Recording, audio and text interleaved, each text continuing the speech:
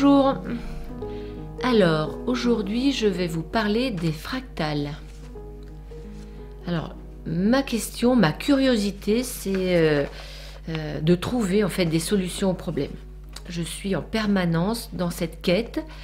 Et puis, ce qui me vient, c'est que comme tout est fractal, ou comme tout semble fractal, eh bien, la solution serait peut-être par là.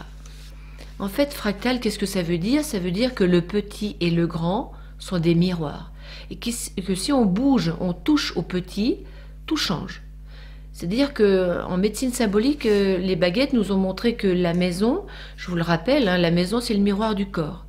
Et si on va mieux dans sa maison, si on nettoie sa maison, on se sent mieux dans son corps. Et le on, ça pourrait être notre âme qui est dans le corps dans la maison dans le quartier dans une ville, la ville dans un département, le département dans un pays, le pays sur la planète dans l'univers, etc. Vous voyez, donc on fait partie, même à l'inverse, si on va vers le plus petit, en fait, si on touche une partie de notre corps, dans l'oreille, on a toutes les parties du corps.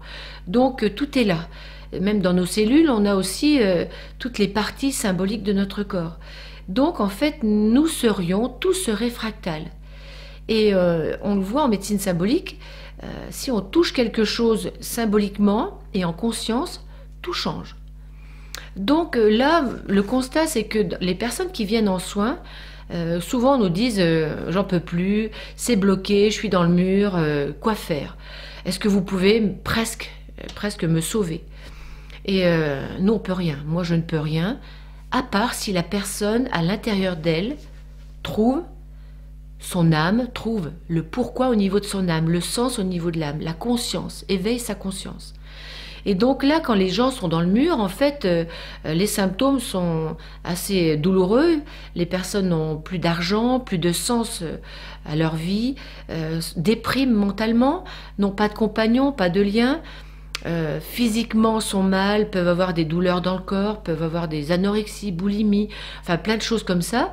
Et donc à tous les niveaux ça va mal. Mentalement elles peuvent déprimer ou avoir des pensées dans la tête, un peu de la folie. Vous voyez, c'est tout vraiment être dans le mur, c'est vraiment tous les niveaux du corps de la personne, du physique, de l'âme qui est en peine et qui est triste, physique, émotionnel, mental et même karmique, tout est touché.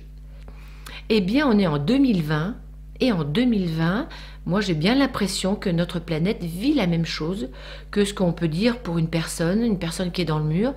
Tout le monde le dit, en 2020 on est dans le mur, au niveau climatique, à tous les niveaux, au niveau social, au niveau physique, la planète est faible, anorexique bientôt, on l'épuise. Vous voyez, donc on dirait bien que notre planète, notre terre-mère, à l'image de nous-mêmes, souffre de ce mur que nous avons créé quelque part. Et donc on voit bien au niveau social les personnes qui sont emprisonnées dans leur corps, dans leur mental qui les rend souvent folles d'ailleurs. Il y a beaucoup de dépression, de burn-out. Et donc soit on est enfermé dans sa tête et ça tourne, soit on va dehors et on se révolte, on est en colère, on fait des manifestations. Vous voyez, il y a quelque chose qui n'est pas en paix. Et à tous les niveaux, parce que ce soit au niveau du corps physique de la planète, elle est en peine. Les animaux, tout ce qui vit sur la planète est en peine. Et donc même au niveau des émotions, tout ce qui se passe au niveau climatique, on pourrait dire que ce sont les émotions de la planète qui sont là et qui se manifestent comme nos émotions qui peuvent ravager une maison. Quand on est en colère, on peut tout casser, on peut pleurer, on peut inonder son mouchoir, mais la planète, elle peut pleurer, faire des périodes de sécheresse ou d'inondation ou d'ouragan, de cyclone. Vous voyez, c'est la même chose. On dirait bien que la planète qui est vivante fonctionne comme nous. Donc, quoi faire? Est-ce que ce mur, c'est vraiment un mur où il n'y a pas de lendemain, ou est-ce que c'est un passage? On pourrait dire que ça pourrait être un passage pour un retournement de situation, et que si ce retournement, on le fait tous individuellement, alors la planète elle-même peut changer. Moi, on pourrait dire que c'est mon espoir, ma foi. J'ai vraiment la foi. J'ai déjà expliqué ce que c'est que ces énergies d'espoir, de foi et d'amour.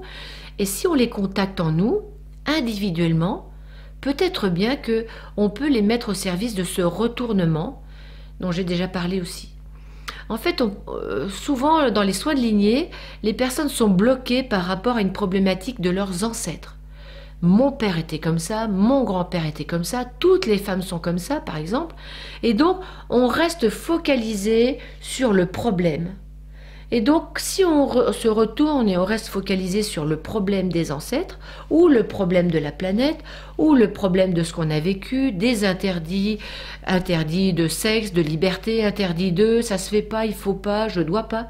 En fait, regardez bien, notre énergie qui doit aller de l'avant, la sève qui vient à travers nous, se retourne vers les ancêtres et alimente, donc donne corps encore plus à la problématique ancienne, qui n'est peut-être pas une problématique si grave, mais qui est peut-être un enseignement. Et cet enseignement, on reste focalisé dessus parce qu'on n'en a pas tiré l'enseignement.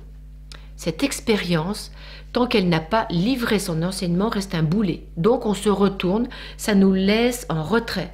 C'est comme si notre point de focalisation, notre regard, ne pouvait pas regarder devant le nouveau, mais restait bloqué sur cette lumière-là que nous n'avons pas encore intégrée en nous, qui n'est pas venue à travers nos yeux nourrir notre âme.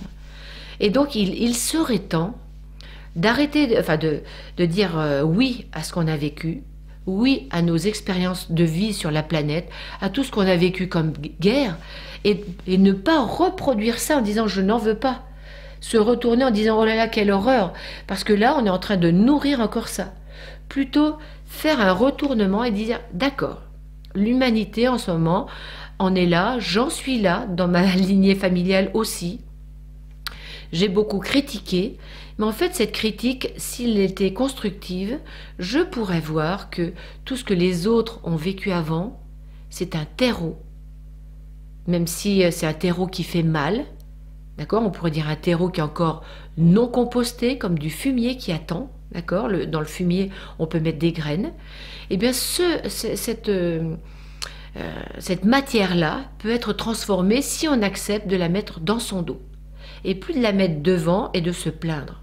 Et tous les jours de ressasser, ressasser, donc nourrir, nourrir. Et là, c'est le mur. On crée le mur comme ça.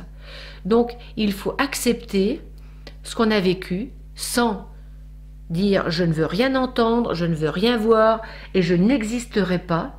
Parce que ça, c'est faire le singe et dire je suis au-dessus de ça, moi, je vais créer du nouveau, tant pis pour le reste, c'est fini.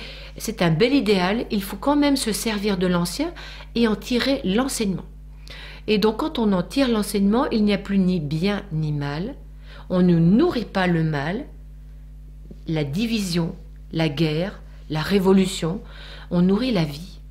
Parce qu'on comprend que ce qu'on a vécu dans l'expérience de la jeunesse de l'humanité, on pourrait dire, celle très proche depuis 2000 ans par exemple, on sait que ça va nourrir le nouveau. Donc je me retourne, je dis oui, j'ai vécu ça dans ma famille, oui, l'humanité vit ça, oui, dans certains pays c'est douloureux, je le vois, je le sais, je suis informée et j'avance pour que mon nouveau puisse tirer, aider l'ancien. Parce que plus j'avance dans une lignée, plus les ancêtres sont nourris de ma nouvelle conscience. Ça, c'est tellement, tellement important à comprendre. Votre battement d'ailes de papillon peut changer la face du monde, peut changer votre conscience sans le dire. Une conscience, c'est un rayonnement. Vous êtes différent dans votre maison, vous êtes en joie, vous mettez de la musique, vous êtes en joie. Votre maison rayonne la joie. Le quartier est imbibé de cette énergie qui vibre différemment. La ville est touchée par ce que vous vivez. Le département, le pays, etc. Vous voyez comment ce changement de vibration peut toucher, puisque nous sommes, comme dans des poupées russes, nous sommes reliés à plus grand, c'est un fractal.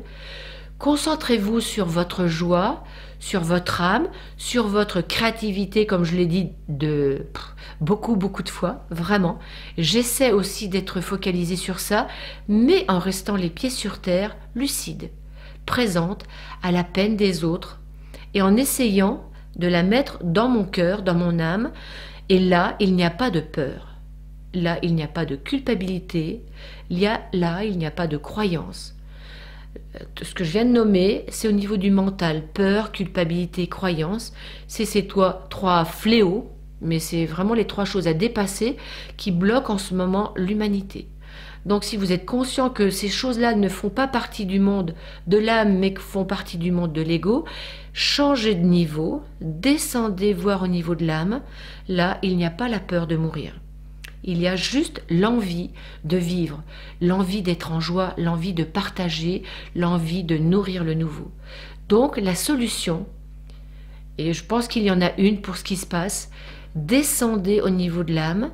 Ici, c'est le don, le partage, l'amour de l'autre, c'est l'inversion. Je vous parlerai du chiffre 666 qui se manifeste en ce moment et qui commence à se retourner. Je vais vous en parler bientôt. Mais là, vraiment, essayez d'être dans votre corps, de vous aimer tel que vous êtes avec votre chemin, de demander à la vie d'avoir la conscience par rapport à ce que vous avez vécu comme événement pour vous, et puis par rapport à ce qui se vit autour de vous, pour pouvoir l'intégrer en lien d'amour, en lien complet au niveau de votre âme, pour que ça la fasse grandir, et pas que ça apeure votre ego. Et donc, si je peux dire une chose, allez voir votre âme, et le mot de la fin par rapport au fractal, ce serait aux âmes citoyens, et pas aux armes, aux âmes citoyens. À vous de jouer, à vous d'être en joie, à vous de rayonner, afin que ça puisse passer rapidement à une nouvelle conscience pour nourrir la vie, nourrir le nouveau et changer ce qui se passe sur la planète, afin de rectifier le climat, rectifier la vie sur la planète pour que on puisse vivre en fait. Allez, aux âmes citoyens.